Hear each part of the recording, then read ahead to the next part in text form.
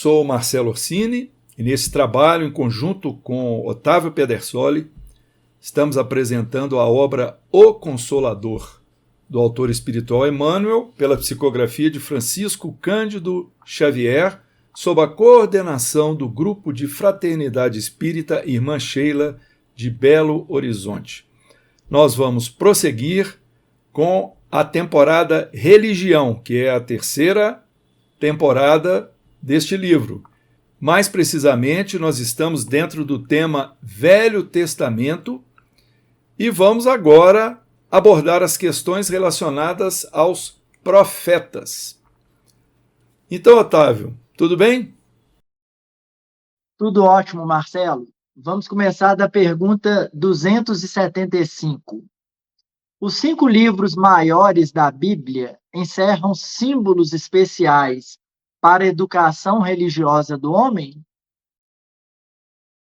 Diz Emmanuel que todos os documentos religiosos da Bíblia se identificam entre si, no todo, desde a primeira revelação com Moisés, de modo a despertar no homem as verdadeiras noções do seu dever para com os semelhantes e para com Deus.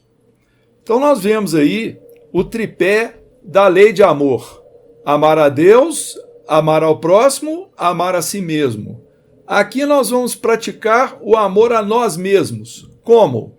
Nos preparando através do conhecimento dos ensinos que nós obtemos através desses textos sagrados, para compreendermos qual é a necessidade e desenvolvermos em nós esse respeito e consideração e amor ao semelhante. Emmanuel explica que todo o conjunto de registros sagrados, da Bíblia, Antigo, Novo Testamento, eles são interligados. Naturalmente, foram escritos por autores diferentes, em épocas diferentes, mas, desde a primeira revelação com Moisés, passando pela revelação seguinte com Jesus, eles visam todo esse manancial de aprendizado para nós, visa despertar no homem as noções de suas responsabilidades para que ele possa se elevar e se aproximar de Deus através dos semelhantes. Otávio, questão 276. A previsão e a predição nos livros sagrados dão a entender que os profetas eram diretamente inspirados pelo Cristo? Emmanuel responde o seguinte: nos textos sagrados das fontes divinas do cristianismo, as previsões e predições se efetuaram sob a ação direta do Senhor, pois só Ele poderia conhecer bastante os corações, as fraquezas e as necessidades dos seus rebeldes tutelados, para sondar com precisão as estradas do futuro, sob a misericórdia e a sabedoria de Deus. Essa é uma resposta muito importante, Porque Emmanuel deixa claro que desde o Antigo Testamento, quem está agindo diretamente, comandando, coordenando tudo, é Jesus. Então isso muda, Isso tem impactos tremendos, Tem gente esperando o Messias até hoje, sendo que desde o Antigo Testamento é ele que está comandando diretamente as ações. Então, a revelação aqui universal que Emmanuel faz, Outro ponto que me chamou a atenção é quando ele fala assim, dos seus rebeldes tutelados, revelando a nossa rebeldia, de ontem e de hoje. Mas Jesus não desiste de nós, Por mais rebeldes que a gente ainda seja, nosso mestre, o bom pastor, continua cuidando de cada um de nós e de todas as coletividades, mesmo nos momentos mais difíceis, e de rebeldia extrema, como já tivemos vários ao longo dos milênios e estamos atravessando um agora, né? Com guerras para todo lado, polarização, intolerância, fundamentalismo, preconceito, tudo isso filhos da nossa rebeldia, né? Mas Jesus continua no comando de tudo. E como é que Emmanuel pode nos comprovar essa afirmativa, né? Que todas essas profecias, predições estavam sob comando de Jesus. Aí ele fala aqui no finalzinho, porque só Jesus Cristo consegue, né, sondar com precisão as estradas do futuro, porque Jesus é um médium de Deus, né? É um espírito puro, em plena harmonia com Deus. Então, só ele, que a gente tem conhecimento, teria essa capacidade. Então, é uma prova também incontestável que Emmanuel nos traz.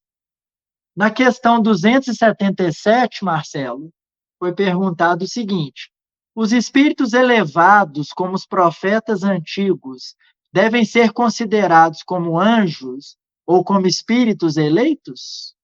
Vejamos então a resposta do benfeitor Emmanuel. Como missionário do Senhor, junto à esfera de atividade propriamente material, os profetas antigos eram também dos chamados à luminosa sementeira. Para nossa compreensão, a palavra anjo, nesse passo, deve designar somente as entidades que já se elevaram ao plano superior, plenamente redimidas, onde são escolhidos na tarefa sagrada daquele cujas palavras não passarão. O eleito, porém, é aquele que se elevou para Deus em linha reta, sem as quedas que nos são comuns, sendo justo afirmar que o orbe terrestre só viu um eleito, que é Jesus Cristo. A compreensão do homem, todavia, em se tratando de angelitude, generalizou a definição, estendendo-a a todas as almas virtuosas e boas nos bastidores da sua literatura, o que justifica entendendo-se que a palavra anjo significa mensageiro. Portanto, o profeta antigo era também um missionário do Senhor, um espírito evoluído que estava sendo chamado à sementeira como trabalhador para colaborar dentro da sua esfera de ação. E Emmanuel explica que a palavra anjo ela deve designar entidades mais evoluídas, aqueles que já se elevaram para o plano superior, já redimidos, ou seja, já sem débitos a resgatar, e são escolhidos em tarefas sagradas. No caso, nós temos, por exemplo, a menção do anjo Gabriel, que é aquele mensageiro, né, que veio trazer a José e a Maria Santíssima a notícia de que o Senhor estava para reencarnar através do ventre de Maria Santíssima. O eleito, por outro lado, como diz Emmanuel, é o que se elevou para Deus em linha reta, ou seja, é o espírito que, por esforço próprio, ele alcançou esse patamar evolutivo. E segundo o autor espiritual, nós só conhecemos um eleito, que é o próprio Jesus Cristo. É o único caso que nós conhecemos de um espírito que, como todos nós, foi criado simples e ignorante, como está no Livro dos Espíritos, mas que pelos próprios passos, pela própria trajetória, pelo seu esforço pessoal, ele evoluiu em linha reta para Deus até alcançar o patamar de espírito puro, o patamar de Cristo. Então, Otávio, na questão 278, nós devemos considerar como profetas somente aqueles a que se referem as páginas do Velho Testamento? Além dos ensinamentos legados por Elias ou por um Jeremias, temos de convir que numerosos missionários do plano superior precederam a vinda do Cristo, distribuindo no mundo o pão espiritual de suas verdades eternas. Ou seja, não, Jesus está mandando os seus missionários desde milênios, né? Antes da sua vinda aqui entre nós. Então, não são apenas os profetas que estão lá no Velho Testamento que são enviados de Jesus. E aí ele vai dar alguns exemplos. Ele fala, um Shakyamuni, que nós conhecemos como Buda, né? Um Confúcio, um Sócrates, foram igualmente profetas do Senhor, na gloriosa preparação dos seus caminhos. Então, Emmanuel faz questão de dar alguns exemplos, até mesmo do mundo que a gente chama de oriental, né? Então, são igualmente profetas de Jesus Cristo. Nenhuma parte da humanidade está desamparada pelo Senhor. Essa é a mensagem que Emmanuel deixa claro aqui. Desenvolveram-se distante do ambiente dos costumes israelitas, pautaram a missão no mesmo plano universalista em que as tribos de Israel foram chamadas a trabalhar, mais particularmente pelo progresso religioso do mundo. Então, a mensagem do Cristo não é sectária, não é partidária. Nós estamos à beira de um choque entre civilizações, né? Oriental com ocidental, quase sempre por questões religiosas. E se a gente entendesse o que Emmanuel está querendo dizer aqui, não teríamos espaço para essas guerras santas, né? Que de santa não tem nada. Porque Jesus, nosso governador, está mandando aí ao longo dos séculos seus emissários. Emmanuel colocou aqui alguns exemplos, a gente poderia acrescentar outros, né? Um Francisco de Assis, um Francisco Cândido Xavier, um Allan Kardec, dentre muitos outros. Nenhum século da nossa história está sem enviados de Jesus a nos amparar, ao nos propor o retorno à pureza do seu evangelho. Mas, como ele disse em outra resposta, muitas vezes a nossa rebeldia leva a gente a terminar com a encarnação desses mensageiros do Cristo, ou na cruz, né, como o próprio Cristo, ou no assassinato, como Sócrates, que foi forçado a beber um veneno, e por aí vai, né? Seguindo, Marcelo, na pergunta 279, os profetas hebraicos representavam o papel de sacerdotes dos crentes da lei? Nós vamos ter que aprender a diferenciar o profeta do sacerdote. Emmanuel inicia sua resposta dizendo: em todos os tempos houve a mais funda diferença entre sacerdócio e profetismo. Nós podemos adiantar aqui, de nossa parte, que o sacerdote ele vai cumprir uma série de regras da sua facção religiosa. Ele vai usar vestimentas especiais, ele vai usar objetos de adoração, ele vai fazer determinados ritos, ele vai cumprir cerimônias. Então, esse é o sacerdote, ele está a serviço de um templo. No caso, o profeta, ele está mais ligado a uma condição de caminho mediúnico de sintonia com o mais alto.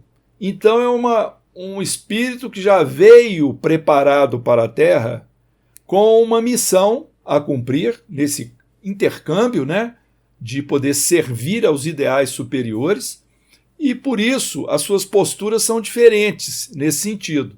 Então Emmanuel prossegue na resposta assim: os antigos profetas de Israel nunca se caracterizaram por qualquer expressão de servilismo às convenções sociais e aos interesses econômicos, tão ao gosto do sacerdócio organizado em todas as eras e em todos os lugares. Então Emmanuel aí destaca a ligação entre o sacerdócio organizado com convenções sociais e interesses econômicos, dizendo que isso ocorre até hoje. Prosseguindo, extremamente dedicados ao esforço próprio, falando dos profetas, não viviam do altar de sua fé, mas do trabalho edificante, fosse na indumentária dos escravos oprimidos ou no insulamento do deserto que as suas aspirações religiosas sabiam povoar de um santo dinamismo construtivo. Então o profeta estava muito mais para aquela pessoa despojada, que tinha um entendimento espiritual já avançado, que tinha a disposição do autossacrifício, vivendo no isolamento do deserto, ou estando ali servindo como escravo. Quer dizer, a condição humana do profeta, ela prescindia esses votos sacerdotais. Era mais mesmo uma característica do homem reencarnado, com a sua mediunidade e com a sua natural evolução espiritual, conquista evolutiva do seu espírito ao longo de suas reencarnações, colocando-se a serviço de ideais superiores. Por isso, os citados profetas de Israel não estão necessariamente ligados ao sacerdócio, como destacou aqui para nós o Espírito Emmanuel. Agora, Otávio, vamos para a questão 280. Os profetas do Cristo têm voltado à esfera material para trazer aos homens novas expressões de luz para o futuro da humanidade? Na primeira parte dessa resposta, Emmanuel vai reiterar que em todos os momentos da nossa trajetória, Jesus está mandando seus enviados à Terra. E ele chega a dizer que estes enviados são poderosas organizações espirituais dos planos superiores. Então, muito embora o planeta Terra seja ainda uma escola de expiações e provas, então os espíritos que estamos aqui matriculados somos espíritos imperfeitos, né? Quase todos da terceira ordem, seguindo a escala espírita que Kardec organizou, mas nunca estes alunos ficamos abandonados de professores que vêm das mais elevadas esferas designados por Jesus. Então, ele deixa isso aqui muito claro. Mas aí ele continua dizendo assim: é verdade que os novos enviados não precisarão dizer o que já se encontra escrito em matéria de revelações religiosas. Todavia, agem nos setores da ciência, da filosofia, da literatura, da arte, levantando-nos o pensamento abatido para as maravilhosas construções espirituais do porvir. Eu achei interessante esse trecho, porque, se eu entendi bem, Emmanuel está dizendo assim: do ponto de vista religioso, já está tudo dito no Antigo Testamento e no Evangelho de Jesus. Então, tem um trecho de Emmanuel, salvo engano, no livro Vinha de Luz, que ele fala assim: pedis mensagens novas, já cumpristes as velhas? Então, para que Jesus vai mandar novos enviados para nos trazer novidades religiosas, se nem os 10 mandamentos da primeira revelação a gente está cumprindo ainda? Então, Emmanuel está dizendo assim, que esses novos enviados têm vindo no campo da ciência, da filosofia, da literatura e da arte, que são campos que ainda precisam ser trabalhados, né? Vamos citar aí um exemplo disso. Acabamos há algum tempo de ver nas telas dos cinemas o filme Nosso Lar 2, baseado no livro Os Mensageiros.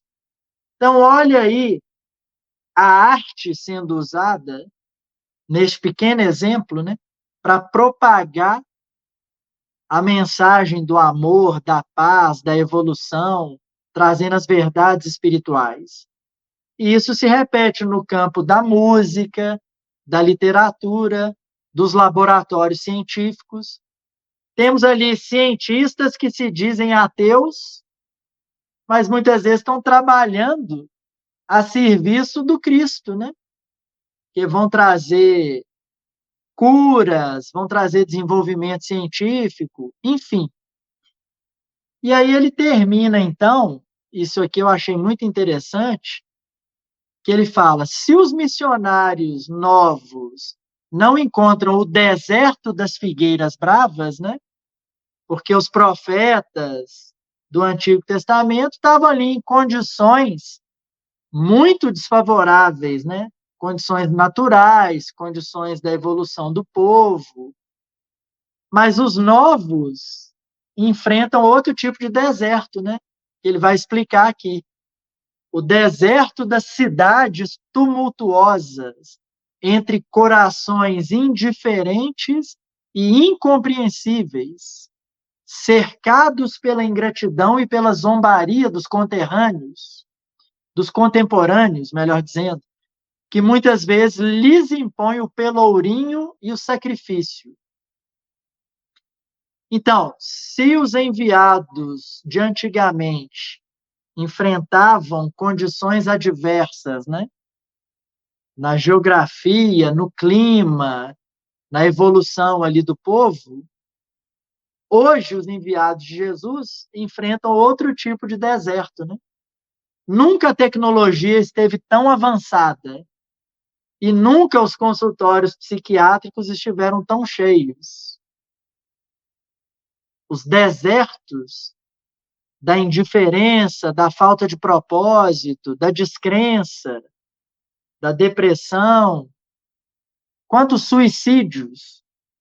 E às vezes a gente tem notícia quase que semanalmente. Por quê? Porque os corações estão sedentos da boa nova, que a doutrina espírita nos traz incompatibilidade, né? Religião, ciência e filosofia. Mas a boa notícia aqui de Emmanuel é que nunca a humanidade está órfã dos enviados de Jesus. E aí ele explica por quê. O amor de Jesus, todavia, é a seiva divina que lhes alimenta a fibra de trabalho e realização. E sob as suas bênçãos generosas, as grandes almas solitárias atravessam o mundo distribuindo a luz do Senhor pelas estradas sombrias. Então, nesse finalzinho, ele deixa claro que quase sempre os enviados de Jesus passam por aqui solitariamente, né? Com sofrimento, carregando suas cruzes. Um exemplo, né, para ilustrar isso, Francisco Cândido Xavier, de novo, né? Muitas vezes vivendo ali dramas pessoais, né, que nas suas lágrimas silenciosas e solitárias, ele enfrentou e cumpriu a sua missão com êxito, como um enviado do Cristo. Para finalizar nosso capítulo, nosso episódio, Marcelo, pergunta 281. A leitura do Velho Testamento e do Evangelho nos círculos familiares, como é de hábito entre muitos povos europeus, favorece a renovação dos fluidos salutares da paz na intimidade do coração e do ambiente doméstico? Emmanuel esclarece que essa leitura é sempre útil. E quando não produz uma paz imediata, em vista da heterogeneidade de condições espirituais daqueles que a ouvem em conjunto, constitui sempre proveitosa sementeira evangélica, extensiva às entidades do plano invisível que a assistem, sendo lícito esperar mais tarde o seu florescimento e frutificação.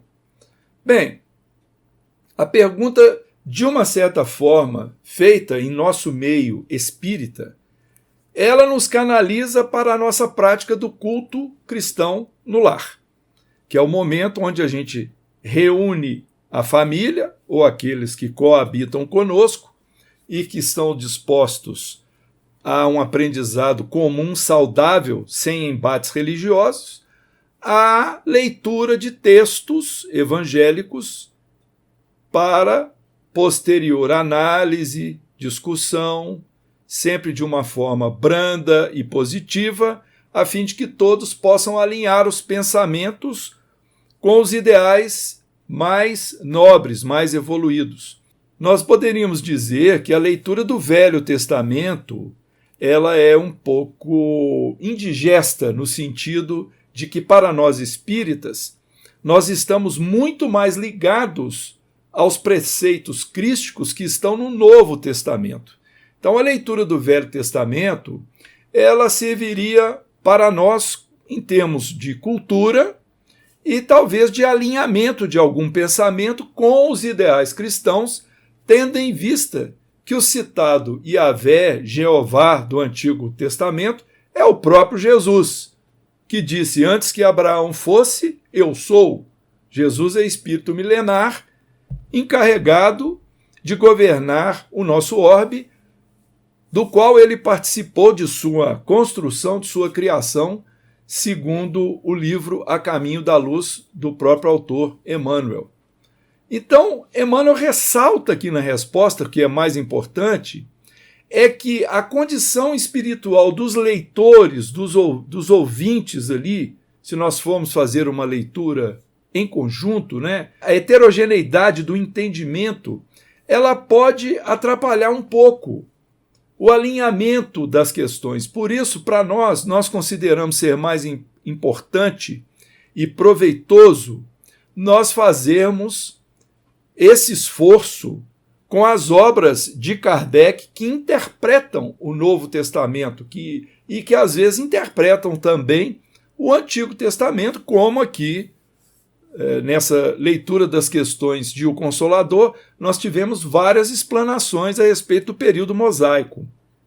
Mas Emmanuel ressalta algo muito importante, que esse nosso estudo, feito em conjunto, seja com familiar, com amigo, com uma turma, por exemplo, nós praticamos isso nas reuniões mediúnicas em nossa casa espírita, onde mais de 10 pessoas, ao mesmo tempo, estão lendo o mesmo texto, estão opinando a respeito dele, a sua interpretação, o seu entendimento. Então isso é fantástico. Mas lembrando que é extensivo aos irmãos e irmãs que estão no plano espiritual e que estão convivendo conosco naquele momento.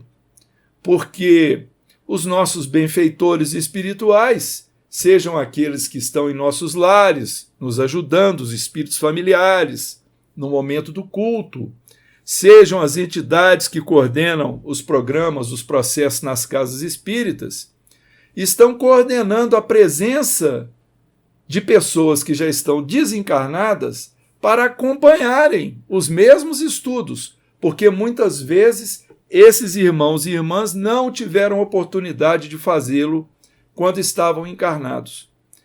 Por isso que Emmanuel explica que não vai ser possível um resultado imediato. Muitas vezes é preciso esperar o florescimento e a frutificação dos ideais ali absorvidos para mais tarde, não é? Bem, meus irmãos, assim nós encerramos as questões sobre o Velho Testamento e com isso nós finalizamos mais este episódio. Muita paz a todos.